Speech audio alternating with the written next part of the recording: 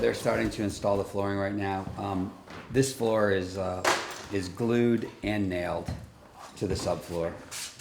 The glue will really make sure that it's not going to shift at all when the radiant heat goes on and off. We've snapped a red line here, which is our parallel line in the house, and that line determines where we start and stop the floor.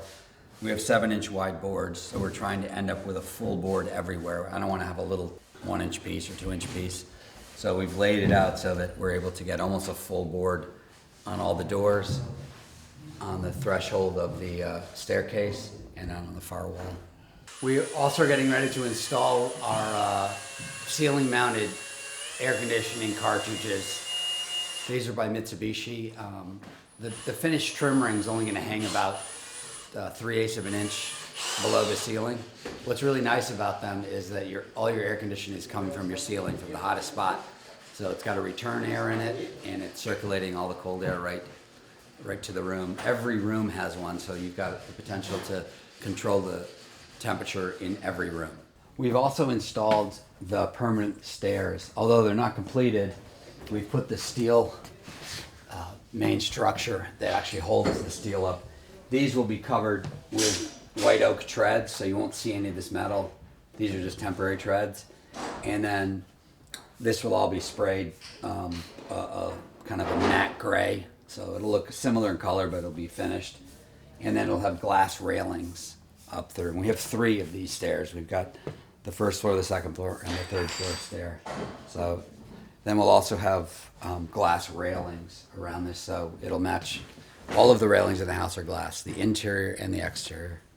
And even the glass railings will be on the raised concrete patio and stairs.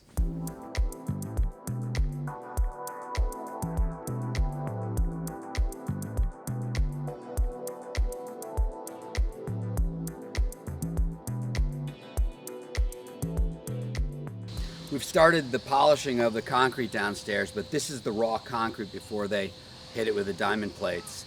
The process actually is there's 5 different diamonds, of course, a real coarse one, medium, down to fine, and then they switch to polishing pads. So this will be polished, and then they add a densifier, which hardens the concrete. Then they put a sealer on top of it, so it'll make it waterproof. But it gives a real refined finish. It takes this rough concrete and turns it into a refined, beautiful finished floor.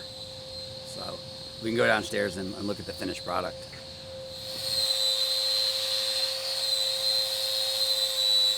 Because remember, the sealer, what it does is it protects it for anything, like, any Salt water coming on, or anything, yeah. And this is the finished product now. So this has had the 3 diamond grinder bits on it and the 5 polishing, and then a densifier that hardens it, and it gives it that sheen. So now what we've done here, we're continuing the tile. The shower floor is done and the floor is complete, and we're putting all the base in. We've also wrapped the base all the way around the room, and then we've started our slab tile.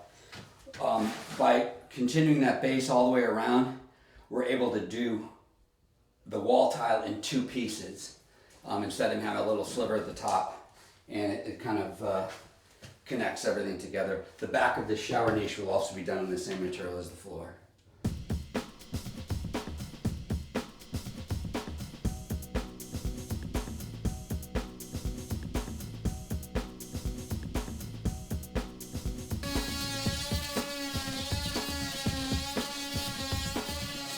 So now we've got some of the flooring down.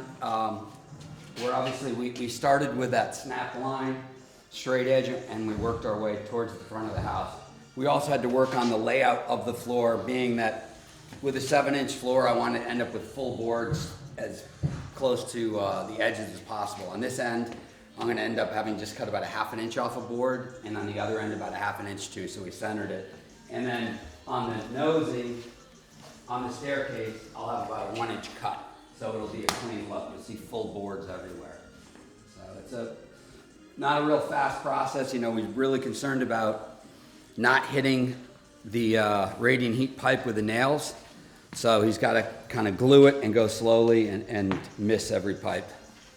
Although we had a little mishap last week. The electrician hit one of the radiant heat pipes, so I had to rip a section of floor out and replace a pipe.